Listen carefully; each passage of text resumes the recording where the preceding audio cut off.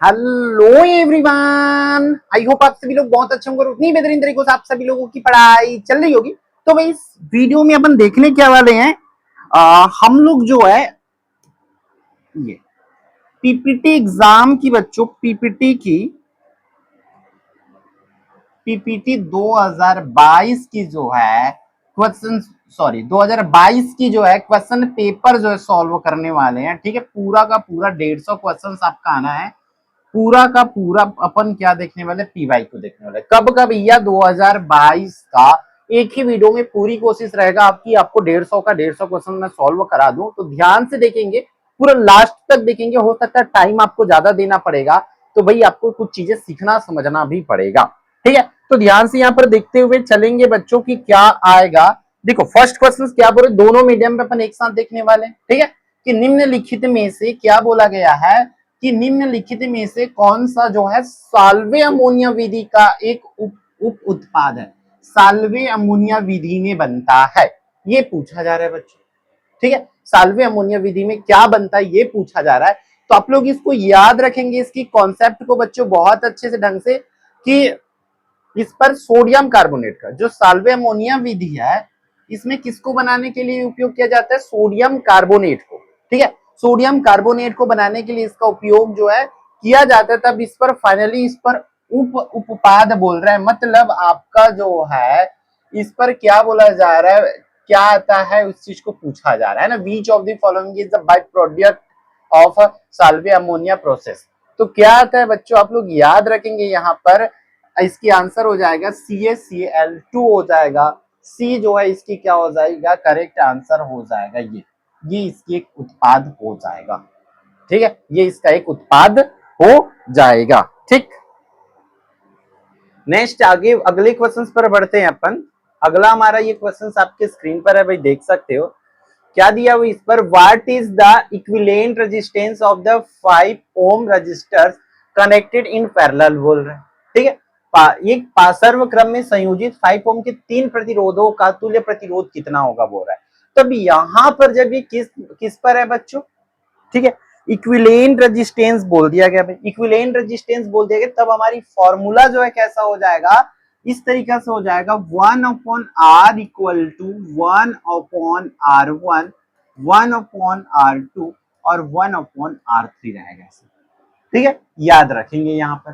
ठीक है, तब देख लो यहाँ पर 1/R, ये 1/, यहाँ पर भी 5, 1/5, 1/5 ऐसा रहेगा। सबको जब जोड़ देंगे तो 1/R बराबर ये हो जाएगा 1/,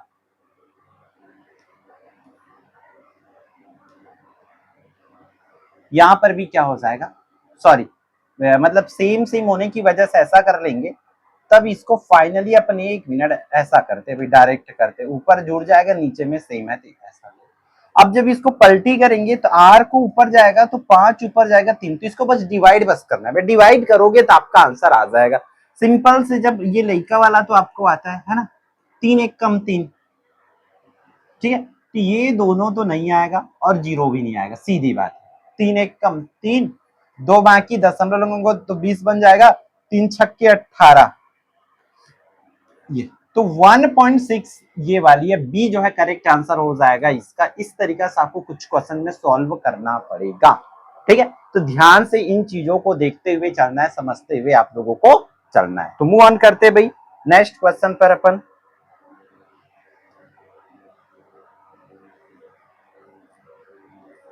ठीक, तो ये रहा क्वेश्चन नंबर 3 आपका भाई। क्या बोल रहा है, निम्न में से मात्रकों का कौन सा जोड़ा है। ठीक है, निम्न में से मात्रकों का कौन सा जो जोड़ा है, कौन सा जोड़ा समान भौतिक राशि को दर्शाता है, समान भौतिक राशि को दर्शाता है, ये पूछा जा रहा है।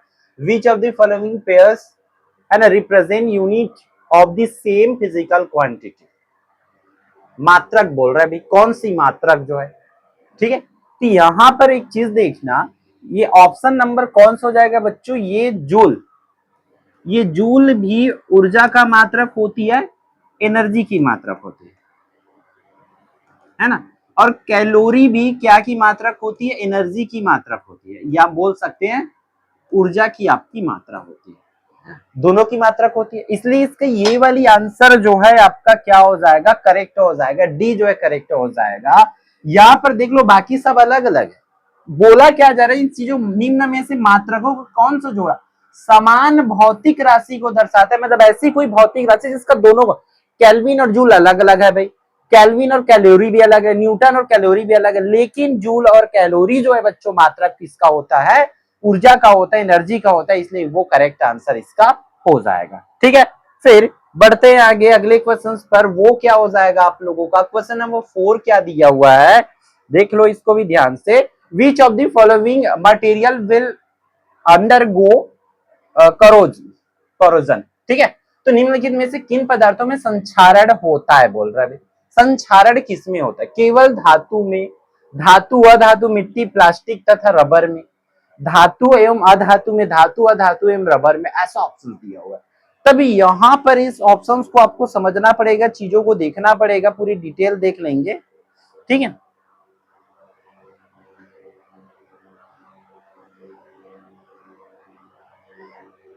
देखो जो करोजन है आपका जो है बच्चों, संक्षारण है, सिर्फ और सिर्फ केवल धातु में लगता है ऐसा नहीं, कभी कभी क्या धातु में भी लगता है, रबर में भी लगता है, प्लास्टिक,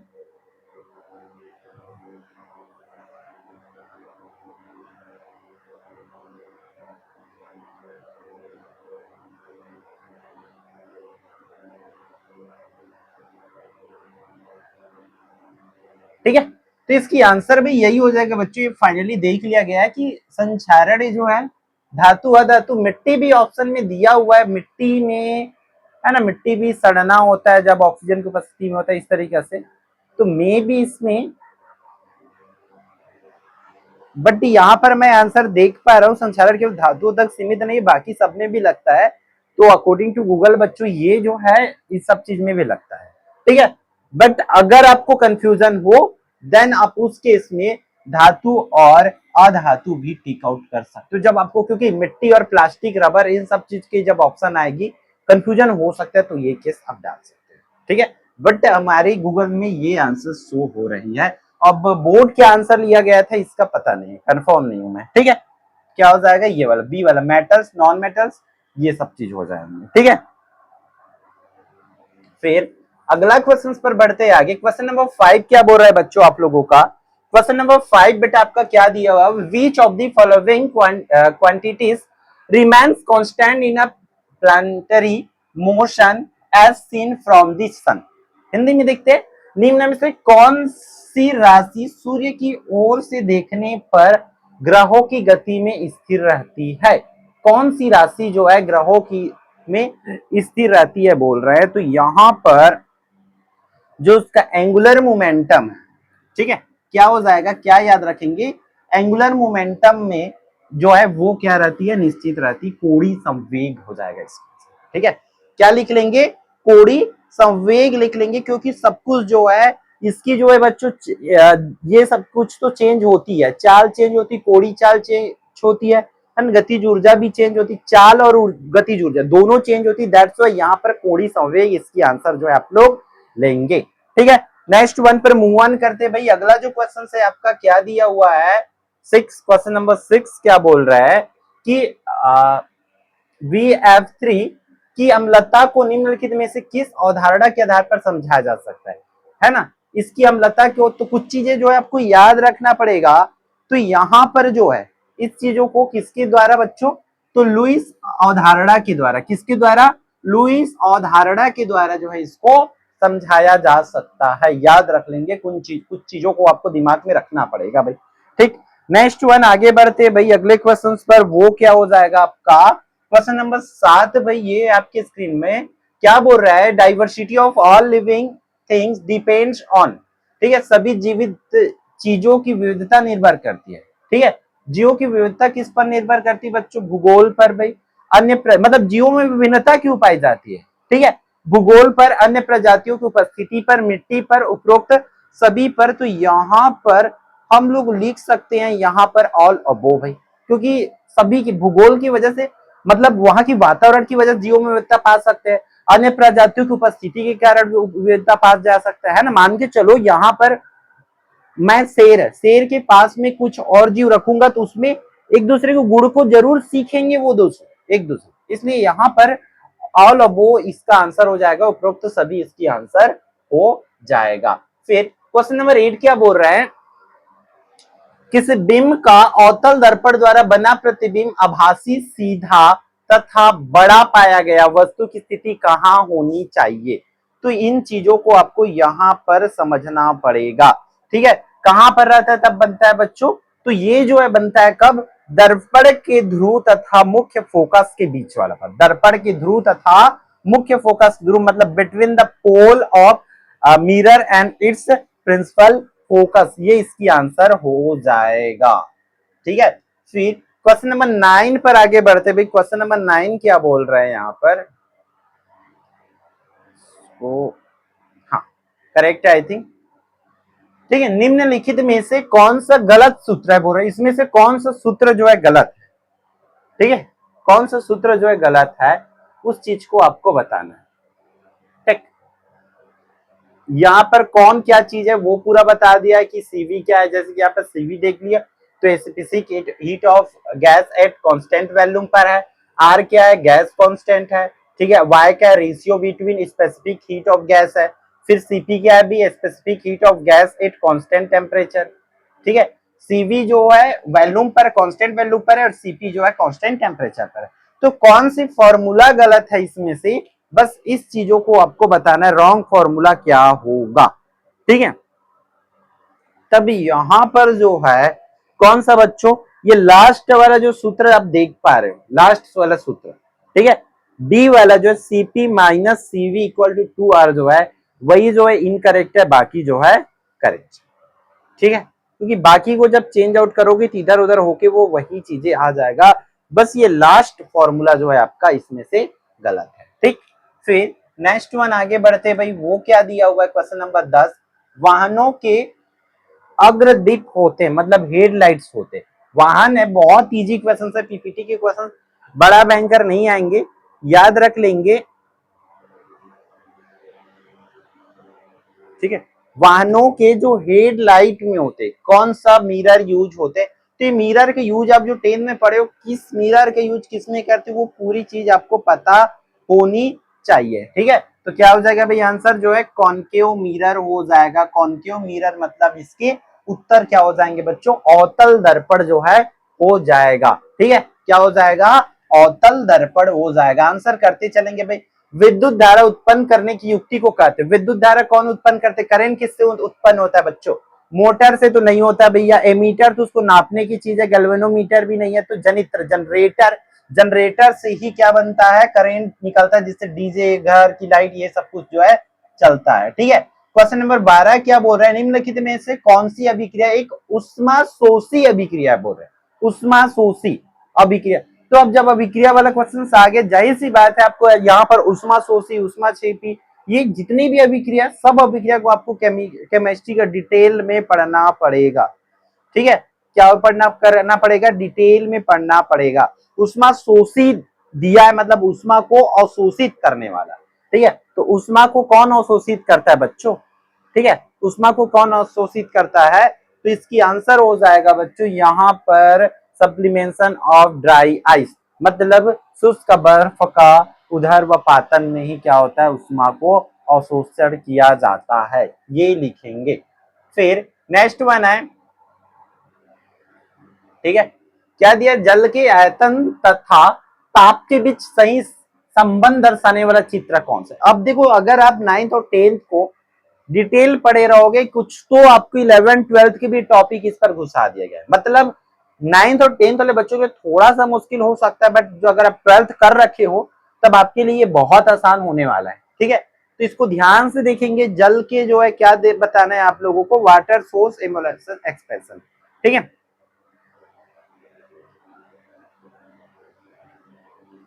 ठीक है। तो एक चीज याद रखना इसका क्या होता है बच्चों, 0 डिग्री से 4 डिग्री तक आयतन घटता है, ठीक है, 0 से कॉन्सेप्ट क्या है, एक चीज समझ लेना इसकी कॉन्सेप्ट है, इस चीज को याद रखना है ना, 0 डिग्री सेल्सियस से लेकर 4 डिग्री सेल्सियस तक आयतन जो है घटता है, फिर 4 डिग्री सेल्सियस के बाद जो है यहां तक तो घटता है लेकिन फिर बढ़ता है।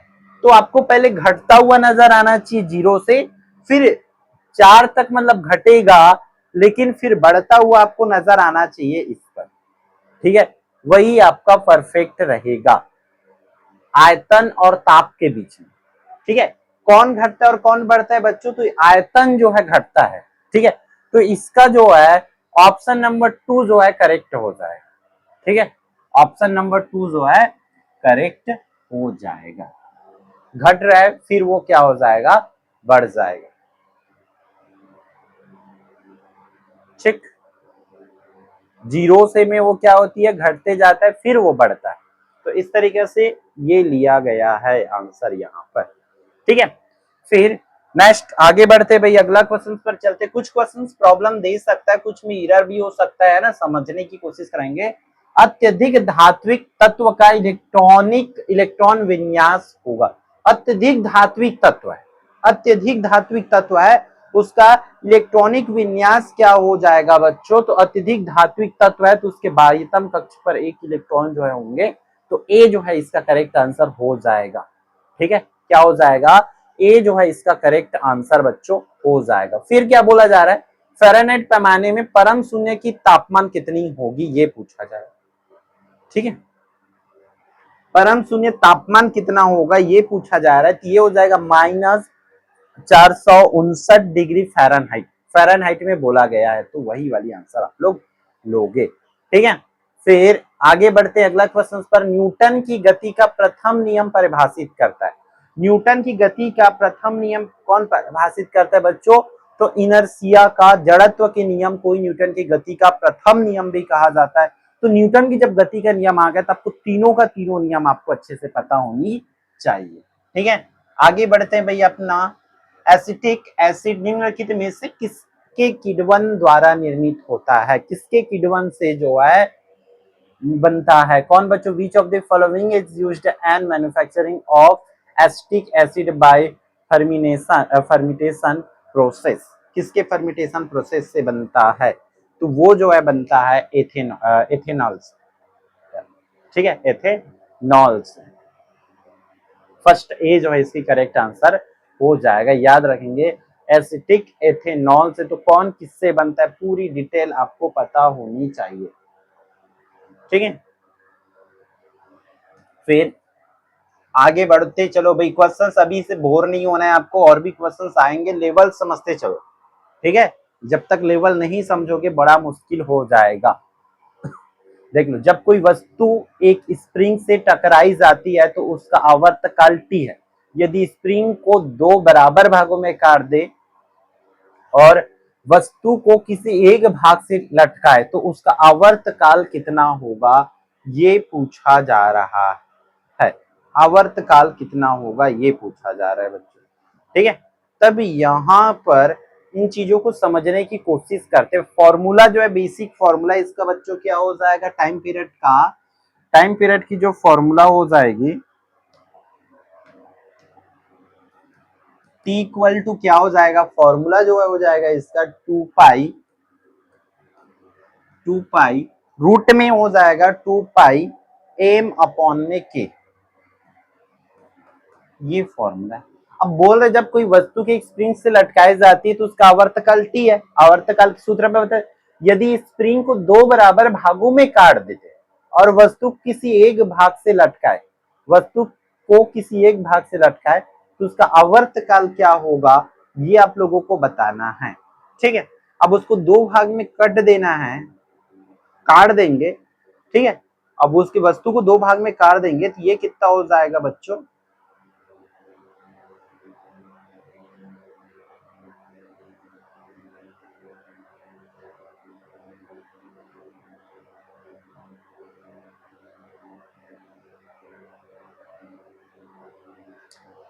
जाहिर सी बात है इसको 2 भाग में करेंगे तो वो पूरी तरीके से आधा हो जाएगा, है ना। ये एक्चुअल में इस तरीके से ये प्रोसेस बनते जाएगा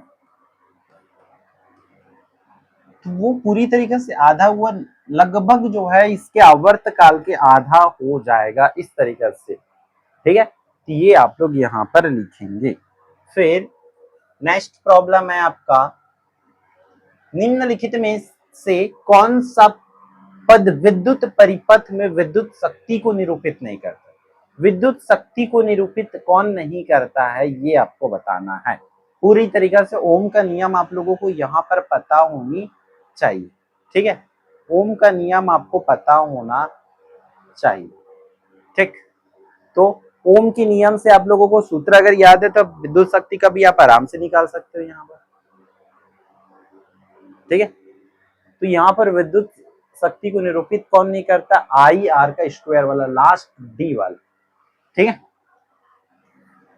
ये डी जो है इसकी करेक्ट आंसर हो जाएगा।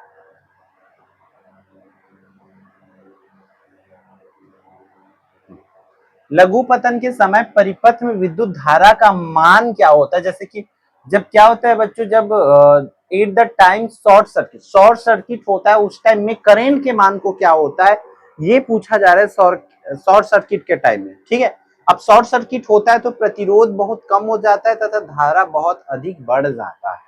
याद रखें, जब शॉर्ट सर्किट के टाइम में होता क्या है भाई, अब प्रतिरोध का मान कम होगा, मतलब उस चीज को करंट जब ज्यादा आएगा, करंट ज्यादा आ रहा है, धारा का मान बढ़ता है और प्रतिरोध का मान कम हो जाता है। तो धारा का मान क्या हो जाता है, यहां पर आप लोग लिखेंगे धारा का मान जब बहुत अधिक बढ़ जाता है तभी तो लघु पतन होता है भाई, तभी तो शॉर्ट सर्किट होता है। क्या धारा का मान इंक्रीज हैवली हो जाएगा, मतलब इसका बहुत अधिक बढ़ जाता है। इस तरीके से आप लोग इसे लिखेंगे, ठीक है। फिर अगला क्वेश्चन पर बढ़ते हैं भाई। 21वां क्या दिया हुआ है, एक अक्ष के अनुदिश कण का विस्थापन कितना है बच्चों? x बराबर में a sin square omega t है, द्वारा दिया गया। कण की गति के अनुसार क्या होगा, इस चीजों को बताना। तो कुछ आपके 10 लेवल के हिसाब से बहुत हाई है ना, इसलिए एकदम डिटेल पढ़ना पड़ेगा। जो 12th पढ़ लिया है बच्चों उनके लिए तो बहुत इजी जाएगा ये, ठीक है। एक अक्ष के अनुदिश कण का विस्थापन क्या होगा ये पूछा जा रहा है, तो आप लोग देखेंगे भाई इसको क्या कर लेंगे। यहाँ पर आंसर हमारा हो जाएगा इसका कौन सा, सी हो जाएगा, ठीक है। सरल आवर्त गति नहीं होगी, है ना, SHM विल नॉट हैपन बोल रहा है, सरल आवर्त की गति जो है नहीं होती है, ठीक। फिर नेक्स्ट वन है यहाँ पर CCl4 एवं CaH2 में बंधन की प्रकृति कैसा होगा? तो 22 की आंसर हो जाएगा सी, है ना, कोवेलेंट इन CC4 एंड क्या हो जाएगा, आयोनिक इन CaH2 हो जाएगा, ठीक। आयनिक बंध उस पर बनेगा।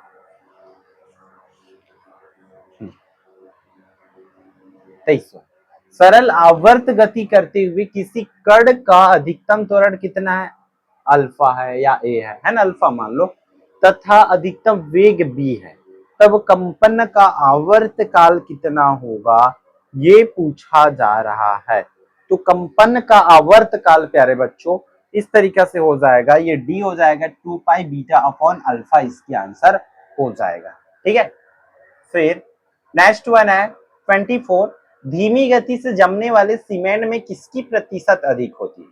धीमी गति से जमने वाली सीमेंट, अगर कोई सीमेंट बहुत धीरे धीरे जम रहा है ना, अगर धीरे धीरे जम रहा है मतलब उस पर क्या मिलाया जाता है? जिप्सम मिलाया जाता है। याद रखना, अगर जिप्सम नहीं मिलाएंगे तो सीमेंट तुरंत हवा पानी के संपर्क में आते ही तुरंत जम जाएगा, लेकिन वो तुरंत ना जमे करके उस पर क्या मिलाया जाता है? जिप्सम मिलाया जाता है, ताकि भाई मिस्त्री को कम से कम उसको सेट कर काम करने का, उसको सेप देने का टाइम तो मिले ना, इसलिए उस पर क्या मिलाया जाता है? जिप्सम मिलाया जाता है। बस ये पॉइंट्स याद रखेंगे सीमेंट को। तो देखो कुछ तो 10th लेवल का है बट कुछ हाई लेवल का है, क्योंकि 10th में आपने उतना डीप तो पढ़े नहीं होंगे, आपके स्कूल नहीं पढ़ाए।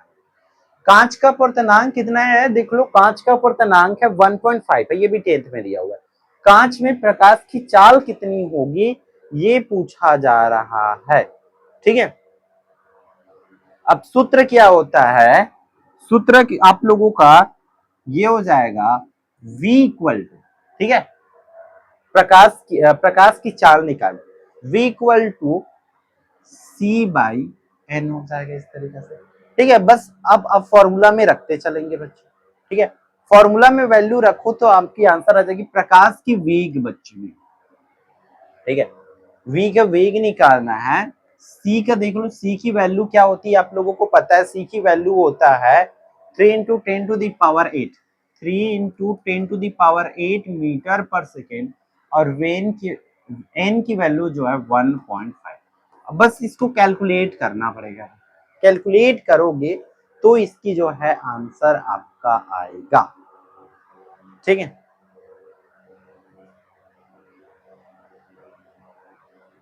कैसे करेंगे? पॉइंट्स यहां से हटाना है तो पॉइंट्स हटाएंगे तो ये 30 हो जाएगा, 10⁸ 8 हो जाएगा, और नीचे में 15 हो जाएगा। तो v इक्वल टू 15 एकम 15, 15 दूनी 30, तो 2 × 10⁸ 8 हो जाएगा। ऐसा इस तरीके से इसका होगा जब इसको कैलकुलेट करोगे। तो 2 × 10⁸ कहां पर है भाई? एक तो ये बी वाला इसकी करेक्ट आंसर हो जाएगा। इस तरीके से इसको करोगे। ठीक, इस फॉर्मूला से आपको इसे डन करना पड़ेगा। क्लियर है बच्चों? फिर अपन मूव ऑन करते हैं जी 26, क्वेश्चन नंबर 26 पर। ये क्या दिया हुआ है? विध्वंसकारी आसवन द्वारा कोयले को परिवर्तित किया जाता है ना? कोयले को किसमें परिवर्तित किया जाता है? तो आप लोगों को पता होना चाहिए किसमें, कोल गैस, कोल तार एवं कोक में। ठीक है, कोल गैस बनाया जाता है, उसी का कोल तार एवं कोक बनाया जाता है। कोयले को किस में बदल दिया जाता है? या तो उसका कोक बना दिया जाता है या उसकी गैस बना दिया जाता है। ठीक है, तो ए इसकी आंसर हो जाएगा। फिर नेक्स्ट है भाई, निम्नलिखित में से कौन सी अभिक्रिया रेडॉक्स अभिक्रिया नहीं है? इसमें से कौन सा रेडॉक्स अभिक्रिया नहीं है? रेडॉक्स अभिक्रिया में होता क्या है बच्चों? सबसे पहले एक चीज याद रख लेंगे, रेडॉक्स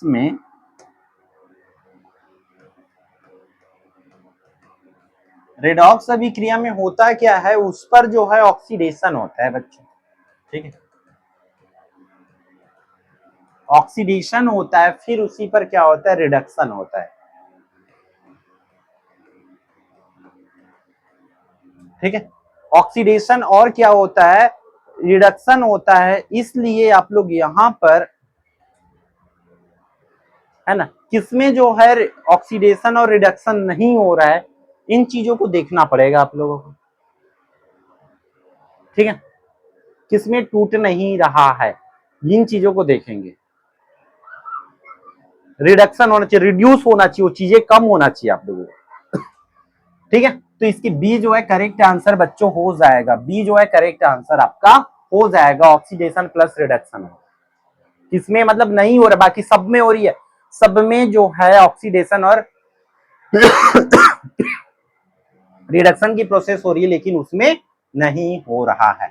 क्लियर है क्या? फिर आगे बढ़ते हैं नेक्स्ट क्वेश्चन पर। तो अभिक्रियाओं को जरूर अच्छे से पढ़ना है। यहां पर देख लो भाई, थोड़ा सा कैलकुलेशन लग सकता है। जब कोई विद्युत हीटर विद्युत स्रोत से 4A विद्युत धारा लेता है, तब उसके टर्मिनलों के बीच विभवांतर कितना है? 60 वोल्ट है। उस समय विद्युत हीटर कितनी विद्युत धारा लेगा जब विभवांतर का मान दिया बच्चों? अब यहां पर इसको कौन सी फॉर्मूला से बनाएंगे? सबसे पहले तो हमें ओम के नियम से, ओम का नियम क्या बोलता है? ओम का नियम देख लेते बच्चों, V equal to I R. ठीक है, V equal to I R देखते हैं। तो यहां पर मुझे R का मान निकालना है, या आप सीधा सीधा R की फॉर्मूला करते हैं अपन। ठीक है, V अपॉन में आई। R की फॉर्मूला निकालेंगे तो V की वैल्यू कितना है भाई? V की वैल्यू आप लोगों को पता है कितना दे दिया है, विभवांतर कितना है? 60 है भाई, 60। और इस पर धारा के मान को पूछा जा रहा है, धारा के मान को पूछा जा रहा है। ठीक है,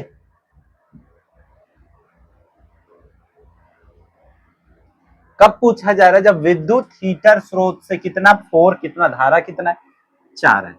तो R बराबर 4 एकम 4, 4 एकम 4, 2 बाकी, तो 20, 4 पंचे 20। ये R की मान है। ठीक है, ये R की मान है भाई।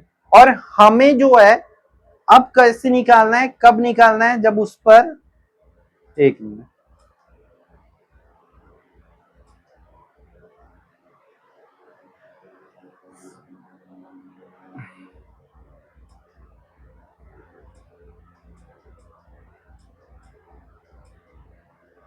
ठीक, अब कैसे निकालेंगे, I equal to V by R निकाल देंगे। आई इक्वल टू वी कितना लेना जी, वी हमारा जो है लास्ट में अभी विभवांतर कितना है, अभी विभवांतर कितना 120 है जी। फिर हमारे आर के मान हमने लास्ट में कितना निकाले, 15 निकाले ये। तो आई इक्वल टू 15 एकम 15, 15 दूनी 30, 15 तिया 45, 15 चौक 60, 15 पंचे 75, 15 छक्का 90, 15 सत्ते 105, 15 अट्ठे होता है भैया आपका 120। तो इसलिए इसका सी वाला जो आंसर है वो करेक्ट हो जाएगा। सी वाला आंसर जो एकदम क्या हो जाएगा, करेक्ट हो जाएगा, 8 एम्पियर। ठीक है, इस तरीके से आप इसको डील आउट जो है करेंगे। ठीक है, फिर अपन मूव ऑन करते बेटा किस पर, इन गामा रेस एमिशंस बाय अ क्या है, न्यूक्लियस। ठीक, एक नाभिक से गामा किरणों के उत्सर्जन, अगर कोई नाभिक है वहां से गामा किरणों का उत्सर्जन होता है, तब प्रोटॉन और न्यूट्रॉन की संख्या में कोई परिवर्तन नहीं होता, याद रखेंगे। ठीक है, प्रोटॉन और न्यूट्रॉन की संख्या में कोई परिवर्तन नहीं होता है जब एक नाभिक से गामा किरणों का उत्सर्जन होता है। जब कोई भी नाभिक है, कॉन्सेप्ट को दिमाग में क्लियर रख लो, समझ लो, याद रख लो कि जब भी किसी नाभिक से गामा किरणें का उत्सर्जन होता है तो उस पर प्रोटॉन और न्यूट्रॉन की संख्या में कोई परिवर्तन जो है भाई नहीं होता है। ठीक है, नेक्स्ट वन है भाई, आगे बढ़ते हैं आप लोगों को अगले क्वेश्चन पर। 30वां, बोर के मॉडल में पहली कक्षा की परमाणविक त्रिज्या R0 है, तब तीसरी कक्षा की त्रिज्या कितनी होगी, ये पूछा जा रहा है ना। तीसरी कक्षा की त्रिज्या कितनी होगी करके पूछा जाए, तो सूत्र क्या हो जाएगा,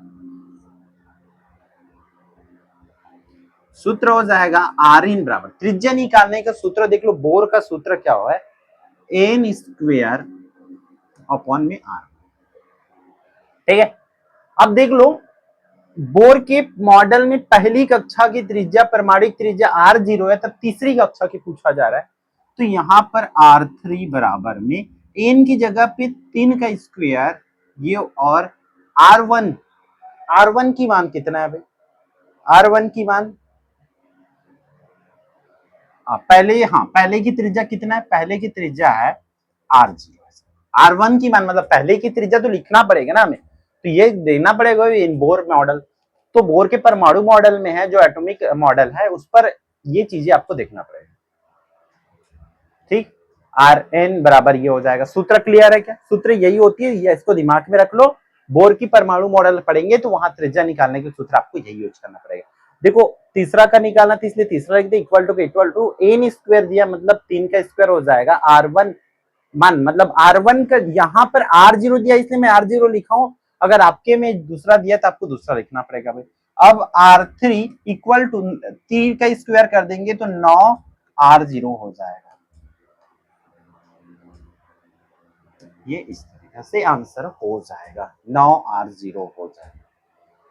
क्लियर है क्या, तो भाई आंसर कौन सा करेक्ट होगा, 9R0 C is the correct answer. इस तरीके से बच्चों आप लोग इसको टिक आउट जो है करेंगे। फिर अगला क्वेश्चन देख लेते हैं भाई, अगला क्या दिया हुआ है,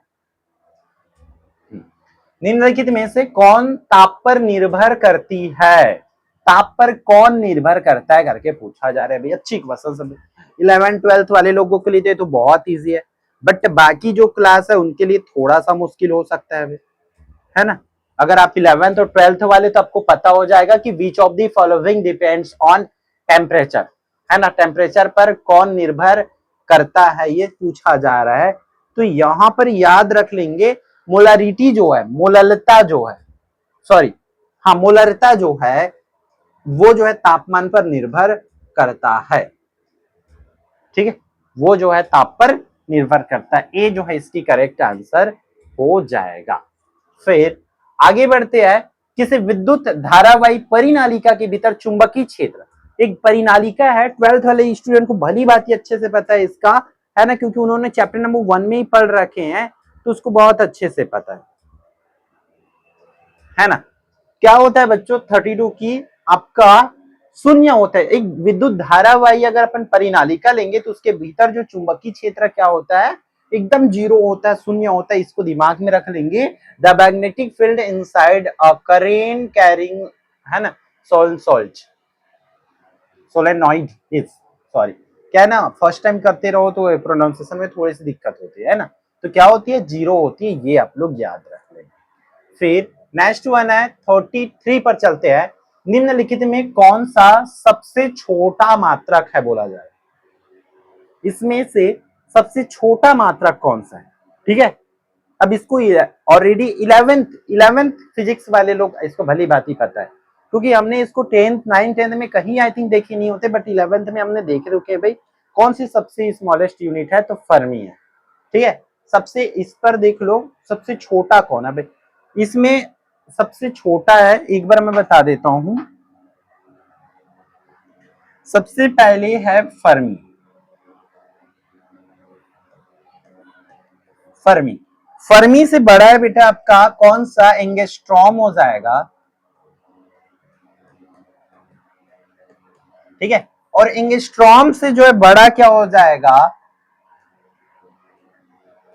माइक्रोन हो जाएगा, और माइक्रोन से बड़ा क्या हो जाएगा आपका, मिलीमीटर हो जाएगा, क्या हो जाएगा, मिलीमीटर हो जाएगा। बस ये दिमाग में रखना भाई कि ऐसा होता है, एंगस्ट्रॉम है ना, फर्मी, एंगस्ट्रॉम, माइक्रोन, फिर मिलीमीटर आती है, ठीक। फिर नेक्स्ट वन है भाई, वहां पर आगे बढ़ते अगले क्वेश्चन पर, वो क्या दिया हुआ है, एक किरणें विक्षेपित हो सकती है, जो एक किरणें है वो विक्षेपित हो सकती है, उस चीज को पूछा जा रहा है, तो उसको दिमाग में रखेंगे एक्स किरणें वाला, तो वो जो है कहां पर होती है, ना विद्युत क्षेत्र और ना चुंबकीय क्षेत्र द्वारा, ठीक है, डी इसकी आंसर हो जाए। हाँ, निम्नलिखित में से किस साम्य अभिक्रिया में प्रतिक्रिया उत्पादों के मोलों की संख्या समान रहेगी यदि आयतन को बढ़ाकर दाब में कमी लाई जाएगी, तो ये थोड़ा सा मुश्किल है मेरे लिए बच्चों, ठीक है। तो बी इसकी करेक्ट आंसर है, बट इसको मैं एक्सप्लेन नहीं कर पाऊंगा, ठीक। ये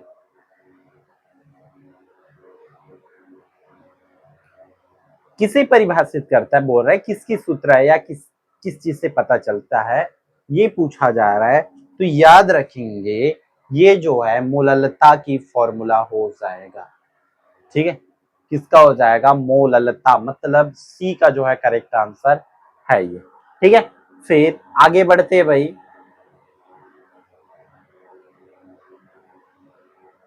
वात्या भट्टी में, हाँ भाई 10th वाले बच्चे पढ़ रखे हैं, वात्या भट्टी में आयरन ऑक्साइड चयन में प्रयुक्त होने वाला अपचायक कौन सा है बोल रहे हैं, वात्या भट्टी में, तो वो कौन सा है भाई, आयरन ऑक्साइड को कौन करता है, कौन आयरन ऑक्साइड को घटाता है, सीओ, है ना, सीओ, सी जो है करेक्ट आंसर है, कार्बन ऑक्साइड, ठीक है, कार्बन मोनोऑक्साइड, सॉरी।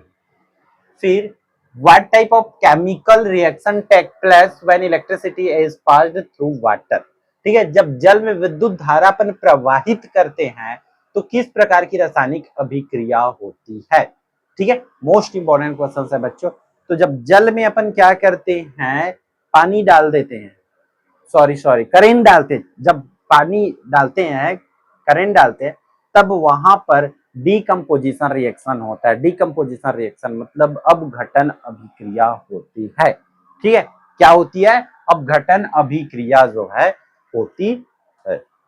फिर चुंबकीय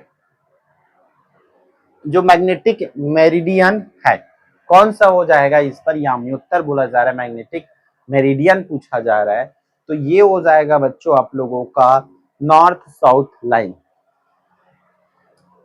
ठीक है, उत्तर से दक्षिण रेखा, मतलब बी जो है इसकी करेक्ट आंसर हो जाएगा। फिर आगे देख लेते हैं, किसी भी खाद्य श्रृंखला की पहली कड़ी हमेशा एक हरा पौधा होता है, क्यों, है ना, किसी भी खाद्य श्रृंखला है उसका पहली कड़ी हमेशा, मतलब कोई भी खाद्य श्रृंखला एक छोटे से पौधे से चालू क्यों होता है, तो आप लोगों को इसको बताना है कि भाई आखिर ऐसा क्यों होता है, तो यहाँ पर देख लो बच्चों, ये व्यापक रूप से वितरित है, मतलब सभी जगह है, हाँ भाई सही है। वे दृढ़ता से मिट्टी में बंधे होते हैं, हाँ ये भी सही है।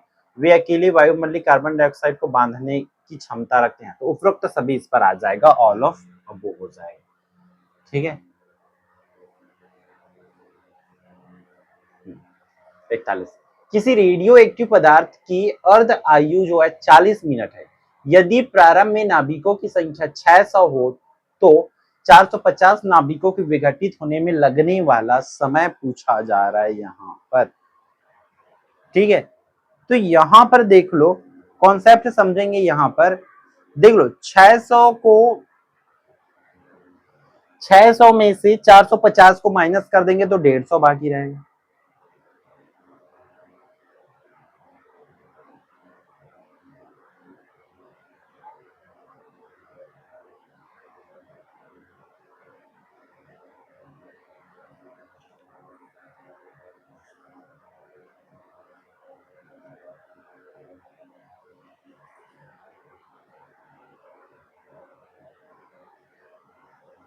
ठीक है, तो यहां पर देख लो, जब ये 10 मिनट है तो होगा कैसे, थोड़ा सा बेसिकली इसको समझना पड़ेगा। देखो, तो यहां से पहले तो 600 थे, 600 में से 450 गया तो बाकी कितना रहा, 150 रहा। मतलब ये 600 का आधा 300 और 300 का आधा जो है बच्चों 150 हुआ, कुछ इस तरीका से हुआ। इसलिए टाइम कैसे हो जाएगा, टाइम जो है यहाँ पर विघटित होने में लगने वाला समय, मतलब यहाँ पर टाइम जो है बढ़ जाएगा, तो इसलिए 20 मिनट जो है हो जाएगा। ठीक है, 20 मिनट इसकी आंसर हो जाएगा।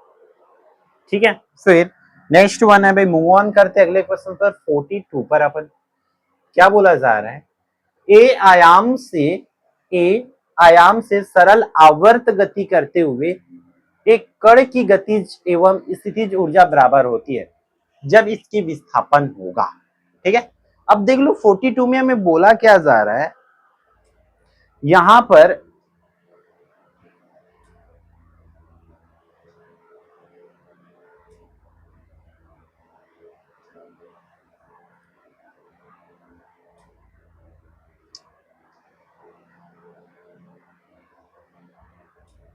जब इसकी विस्थापन है बच्चों, एक्सीलरेशन क्या हो जाएगी, आधा हो जाएगी, तो इसलिए ए इसकी करेक्ट आंसर मान के चलो। ठीक है,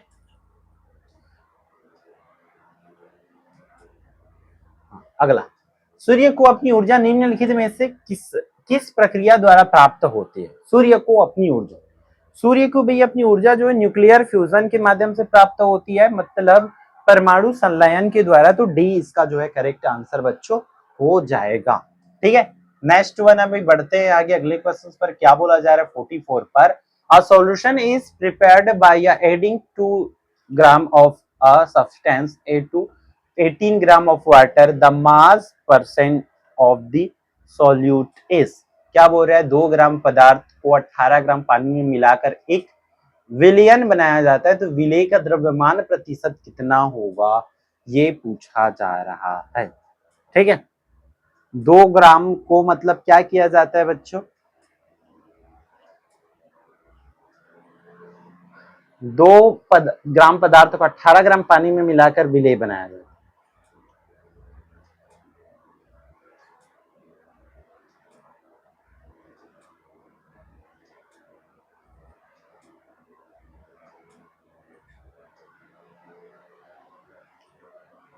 तो लगभग इसमें ना आंसर लगभग में आएगा। ठीक है, प्रतिशत निकालने के लिए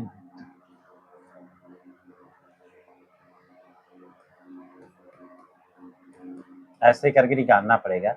जब इसको अपन 20 मान के चलते हैं, 20 मानेंगे तब 20 से कम 20, 20 दूनी 40, 20 से 60, 20 80, 20 पंचे 100, 2 पंचे 10, तो ये समथिंग 10 के आसपास होना चाहिए। ठीक है, इस तरीके से उन्होंने कैलकुलेट किए। पर 18 के लेके चलेंगे तो पॉइंट में आएगा, तो पॉइंट में तो होगा नहीं, दैट्स वाई यहाँ पे आप 10% इसको ले सकते हो। ठीक, मतलब कुछ आंसर जो है लगभग में आती है, अनुमानित। पॉलीथीन, पीवीसी और टेफ्लॉन उदाहरण है। पॉलीथीन हो गया, पीवीसी हो गया, है ना, और टेफ्लॉन जो है किसकी उदाहरण है, ये पूछा जा रहा है। तो ये जो है बच्चों समबहुलक का, ठीक है, होमोपॉलीमर्स की जो है एग्जांपल्स है। ठीक है, किसका है, होमो पॉलीमर्स का। ठीक, ये क्वेश्चन तो मैं छोड़ ही रहा हूं भाई। स्कैप। नेक्स्ट है 47 पर चलते हैं। निम्नलिखित में से किसे ध्रुवित नहीं किया जा सकता है? Which of the following can not be polarised? किसको पोलराइज नहीं किया जा सकता, किसको ध्रुवित नहीं किया जा सकता, ये आप लोगों को बताना है। तो अल्ट्रासोनिक वेव्स को। किसको? अल्ट्रासोनिक वेव्स को, मतलब पराश्रव्य तरंग जो है इसकी आंसर हो जाएगा। ठीक है, फिर 48 पर चलते अपन। ध्वनि तरंगों के अध्यारोपण से, ध्वनि तरंगों के अध्यारोपण से निम्नलिखित में से कौन सी घटना संभव नहीं है? ध्वनि तरंगों की कुछ ऐसे डायरेक्ट क्वेश्चन पूछा जाएंगे। ठीक है, तो यहां पर डिफ्रैक्शन जो है, डिफ्रैक्शन मतलब जो है विवर्तन जो है संभव नहीं है। ठीक है, फिर 49, यहां पर एक कार का द्रव्यमान कितना? 1000 किलोग्राम है बच्चों, 1000 किलोग्राम है। 30 मीटर प्रति सेकेंड की गति से चल रही। इसे रोकने के लिए ब्रेक लगाए जाते। यदि टायर और सड़क के बीच घर्षण बल कितना है, 5000 न्यूटन हो, तो कार में रुकने वाले लगने का समय पूछा जा रहा है। तो सबसे पहले तो उसका अपन क्या निकाल लेते हैं? एक्सीलरेशन निकाल लेते हैं बच्चों। एक्सीलरेशन की फॉर्मूला हो जाएगा, इस पर एक्सीलरेशन निकालेंगे, F equal to m a होता है, इसी से निकालेंगे। एफ अपॉन में ऐसा हो जाएगा। एक्सीलरेशन निकालेंगे तो बल कितना लगता है? 5000 न्यूटन का। ये 5000 न्यूटन बन हो गया। मास कितना, द्रव्यमान कितना है? 1000 है। तो जो एक्सीलरेशन है बच्चों, एक्सीलरेशन हमारा कट फिट के कितना हो जाएगा? 5 हो जाएगा भी, है ना? 5 हो जाएगा। मैं यूनिट्स नहीं लिख रहा हूँ फिलहाल, तो 5 हो जाएगा। ठीक है, एक्सीलरेशन का। और अब हमें जो है निकालना किसको? टाइम को निकालना है। तो टाइम को निकालेंगे, है ना? टाइम की फॉर्मूला जो है हो जाएगा क्या? T equal to v upon में ए, है ना? टाइम की फॉर्मूला ये हो जाएगा, समय का। त्वरण के फॉर्मूला से वेग में परिवर्तन की दर को त्वरण कहते हैं। उसी फॉर्मूला को मैंने यूज कर लिया। ठीक है, ठीक। तो ये टी का फॉर्मूला जब लगने वाला समय निकालना था ऐसा, तो वी कितना है भाई? वी वेग कितना है? 30 किलोमीटर प्रति आवर, है ना? 30 है, यहाँ पर देख लो। वी कितना है? 30 है। अपन एक्सीलरेशन अभी निकाला कितना है? 5 है। तो 5 एकम 5, 5 छक्के 30, तो 6 हो जाएगा। टाइम कितना आ जाएगा? 06 सेकेंड हो जाएगा। इस तरीका से कैलकुलेट आप लोगों को करना पड़ेगा। ठीक, फिर नेक्स्ट वन है, देख लेते हैं।